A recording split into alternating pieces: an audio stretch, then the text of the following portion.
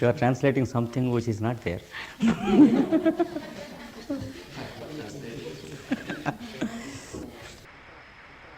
Yes. So, that is thieving instinct on the physical plane. But there is thieving instinct on the mental plane. If I look to it, many times while lecturing, I am looking down to my collar. I find this mic something strange. I am thinking, what if I take it away? Of course, I do not take it away. I will return it safely.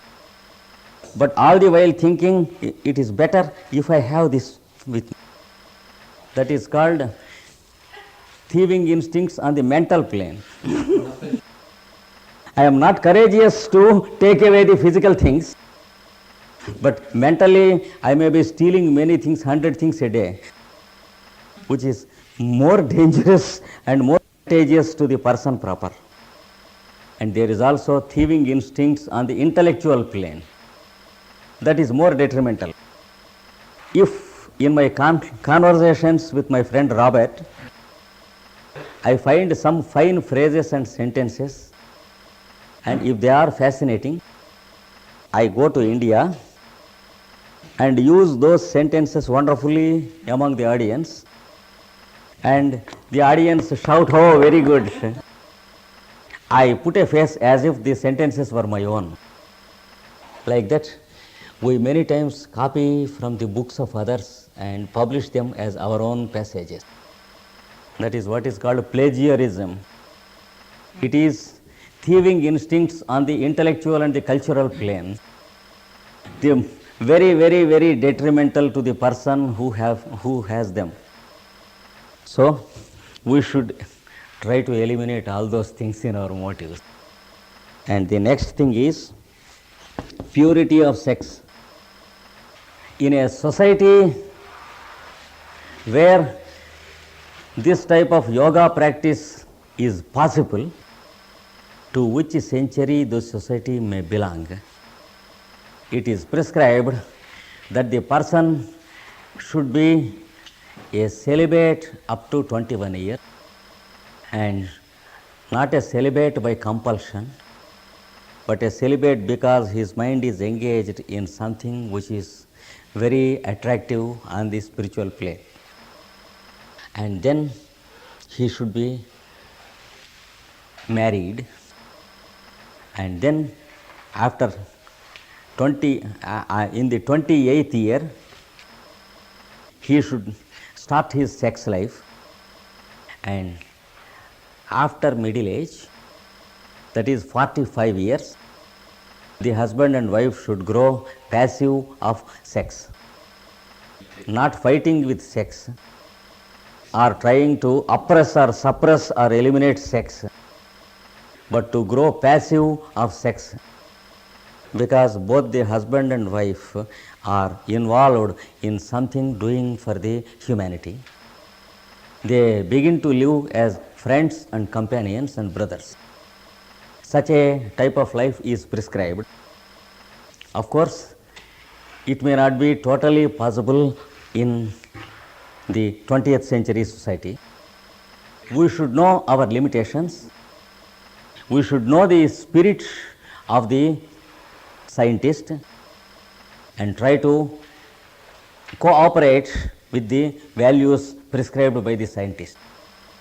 According to our own possibilities, we should grow passive to sex after a certain age, so that our interests in life are engrossed with humanity and spiritualism. This is what is called purity of sex. And the next thing is having no obligation. This is most important. That is, don't place yourself in a position where you are obliged to anyone. What does that mean? Before you receive 100 francs, be sure that you have done work of at least 150 francs to the other person.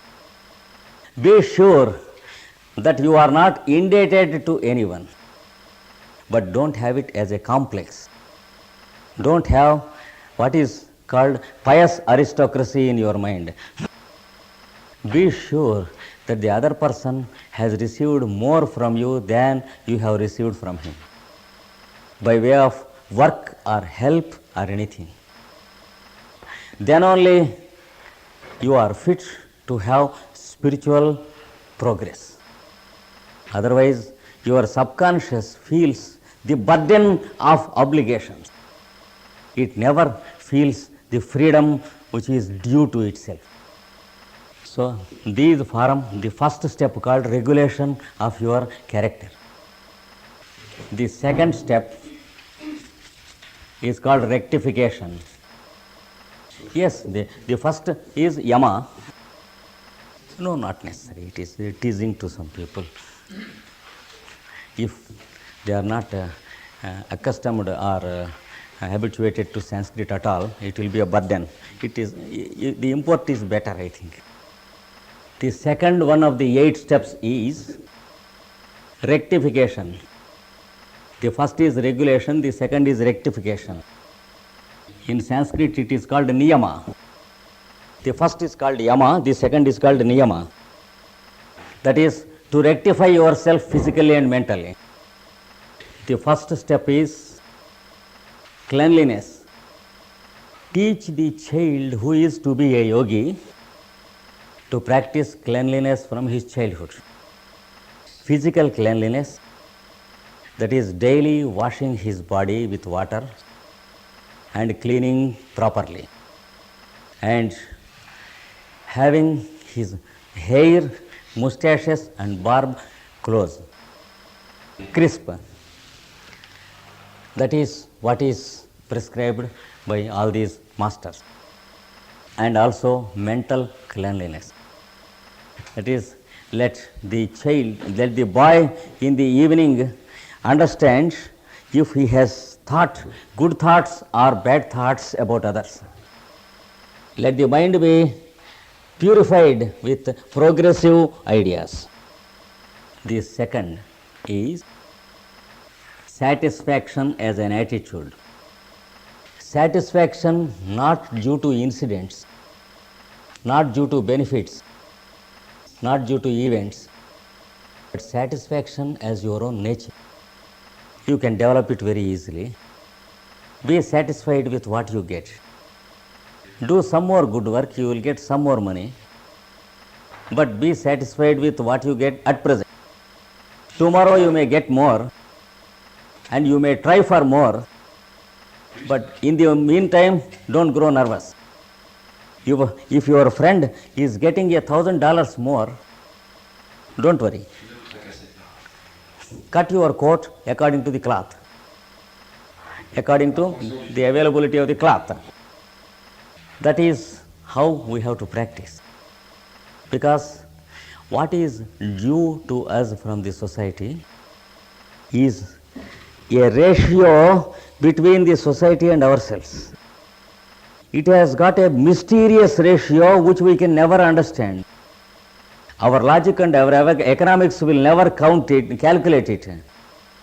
We may calculate some more from the society to us, but what is due to us according to the merit of not only what we work of, but also what we think and what we believe about others. The total, the LCM will be the ratio between us and the society. Sometimes we may not be able to calculate it properly, but live ungrudgingly. Don't grudge against the society. That is, don't grumble or complain against the society. Remember, the society is only individuals like you. There is nothing like society separate from individuals. They are also as good as yourself and as bad as yourself. So, satisfaction should be inevitably practiced by a yogi. Then, previously, he has given what is called austerity and reading the scriptures, because here he is giving the whole thing in a list. He is adding the previous things also in the list, and then total surrender. That is uttering Om and listening to it. These 5 items will rectify your existence. This is called the second item, rectification. Now we go to the third item according to Patanjali. Third item is practice stability in happiness. We will have happiness only instantaneously as a flash normally. What we call happiness exists only instantaneous. All the remaining is something before happiness and something after happiness. When something is very tasty to eat, the happiness or the taste is while we are tasting. It is not there while we are preparing. It is not there while we are cleaning the plate. In anything you do, happiness is only a lightning and a flash, before which there is much work, and after which there is much work. It is like the feats in a circus, the items in a circus. For every item, they have to do something in the beginning, and after the item is finished, they have to dismantle many things once again. So there is much preparation and much disposal. In the middle, there is an instantaneous flash of what we call happiness. But all this put together we call happiness, because we are essentially foolish. But here he asks us to practice stability in happiness. You should make the mind live in happiness stably, continuously. How? Sit in a comfortable posture. Select a place which you need not change frequently. Keep the place clean and make the room pleasant. Let it be well ventilated, not only of light but also of air. And then make a place for yourself, the place which you need not change frequently. Select a posture which is comfortable to your age, physical condition and stage of life. And then you sit in that posture. Any posture except lying flat is recommended, because when we lie flat horizontally and begin to practice stability in happiness, we will not be there to enjoy the happiness, because we will go into sleep. In the meanwhile, happiness will be there, and we will awaken when happiness has gone away once again. Every day happiness visits us, but we are not there when happiness is there in our house. That is what happens if we select a horizontal posture. Select a vertical posture. Let your vertebral column be perpendicular to your floor. And the most convenient is called Siddhasana. And you close your eyes and then begin to practice. What? It is called the relaxation of every nerve and every muscle in your body. Mentally begin to travel from your head to your foot slowly. First of all, observe if any muscles or nerves are in tension in your head. Mentally remove the tension and relax the muscles and nerves. Then travel to the eyes. Release if there is tension in your eyelids. And when they ask us to close our eyes and sit down, some people sit with very strongly closed eyes, so that there will be a tension in the eyelids. Remove the tension in the muscles of the eyelids, then to the nose, then to the mouth and chin, like that up to the feet. This is the first step you have to take. And then for a few moments, relax the mind completely into your respiration.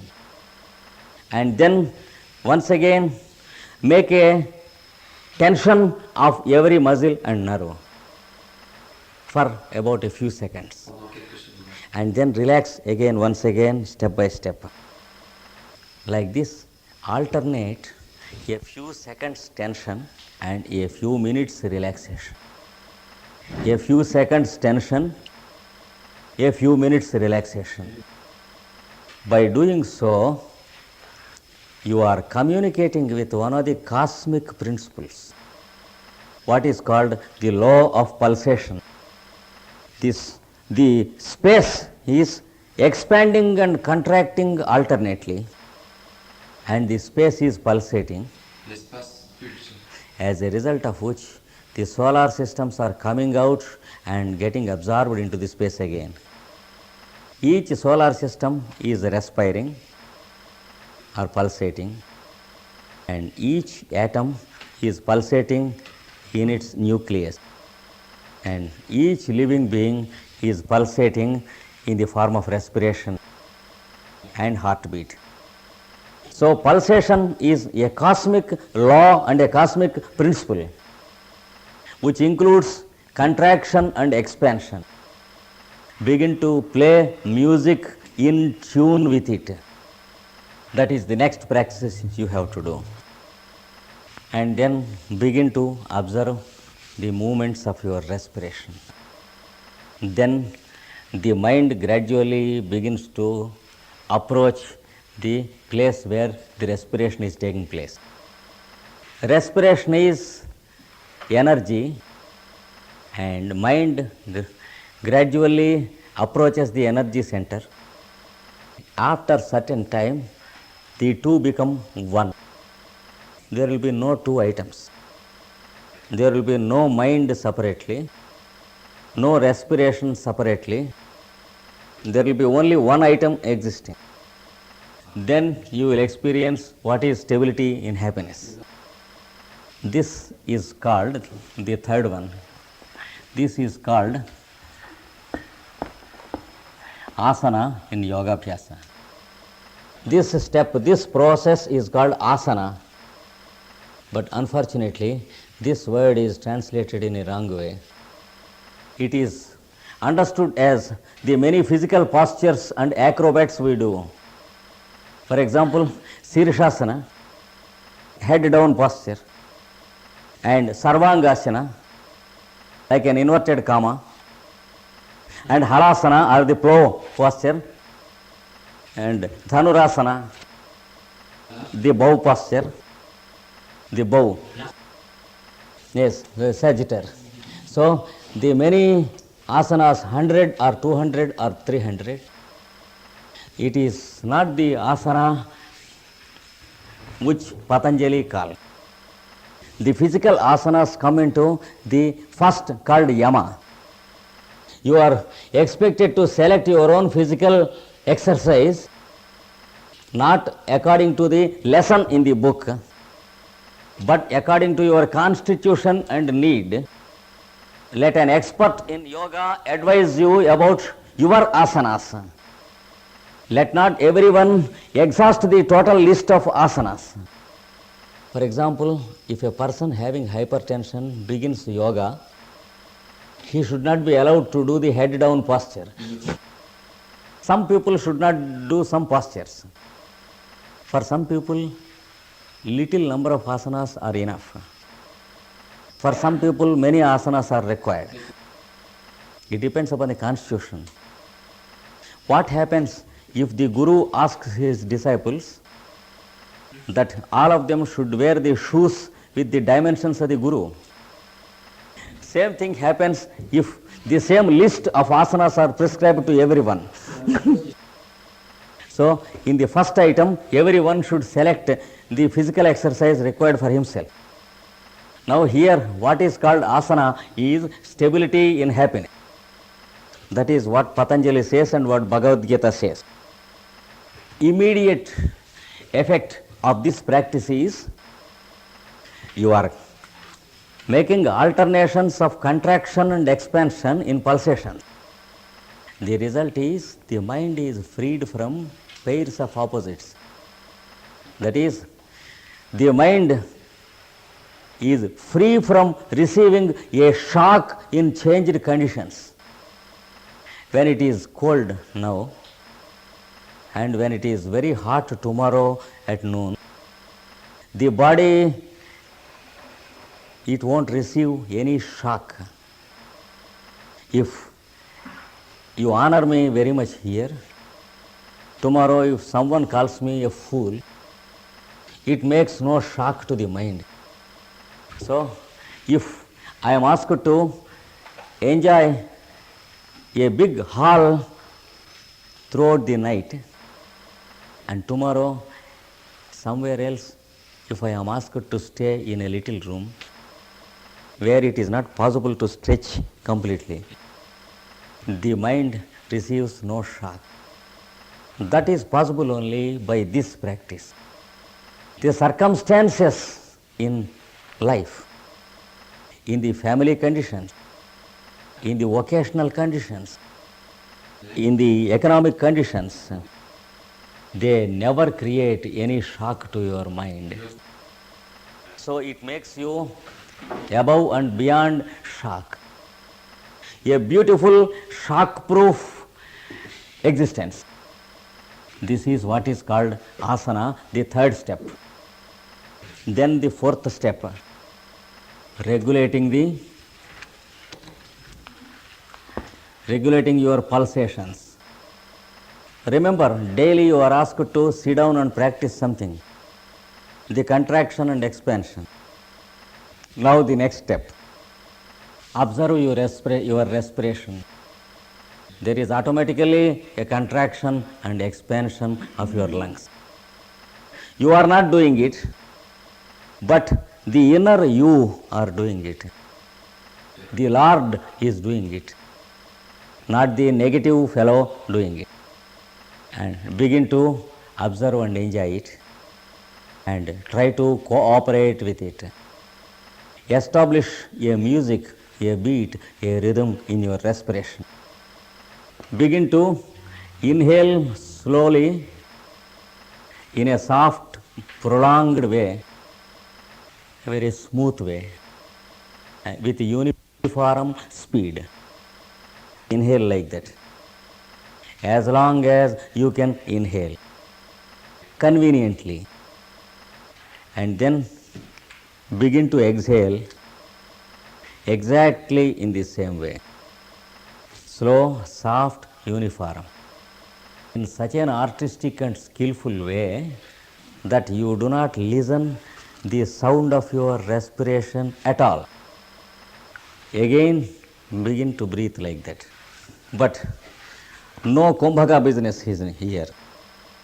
Patanjali has never prescribed any kumbhaka, and for the consequences of our doing kumbhaka, Patanjali is not responsible. So, if you begin to practice this, at the same time observing the movements of your respiration with your mind, that is the most important part of it. If you do it without observing this, when your mind is wandering somewhere else, even you do it for 30 years, it is useless. It is like the motor car lifted on jockeys. Oh, better not to know. Say, for your information, you should promise me that you won't do it. See, after receiving it, you are asked to block it for some time. Self-smothering. Okay. That is called kumbhaka technically, which is not described either in Patanjali or Bhagavad Gita. So, when you do this practice, you be observing the movements of your lungs. Question yourself, who is making the movement? You will receive the answer, the I am in you. I am doing it. And then do it for 5 minutes, and then while inhaling, you mentally think of a sound so. While exhaling, you mentally think of the sound hum. As long as you are inhaling, mentally think of so, like that. And when you begin to exhale, mentally think of hum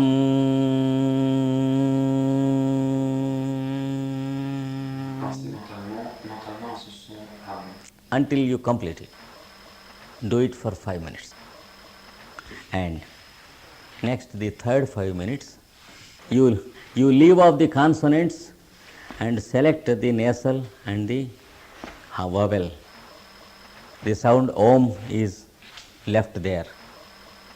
The next 5 minutes, that is third 5 minutes, you mentally think of om as long as you are inhaling, and vocally utter om as long as you are exhaling. That is, while you are inhaling, mentally utter om continuously.